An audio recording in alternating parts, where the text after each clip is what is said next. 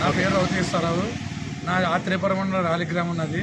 కొత్తపేట నియోజకవర్గ కాంగ్రెస్ అభ్యర్థిగా నేను ఇక్కడ నామినేషన్ వేసి కాంగ్రెస్ అభ్యర్థిగా పోటీ చేస్తున్నాను. నేను ఉన్న పార్టీల కంటే ఇతర పార్టీల కంటే నేను అందరి మీద అభివృద్ధి చేస్తానని చెప్పి పత్రికాముఖంగా తెలియజేస్తున్నాను. ఎందుకంటే గత 30 సంవత్సరాల నుంచి రెండు పార్టీలు మామూలు కాంగ్రెస్, వైఎస్ఆర్ కాంగ్రెస్ కానీ తర్వాత టీడీపీ కానీ అందరినీ చూశారు.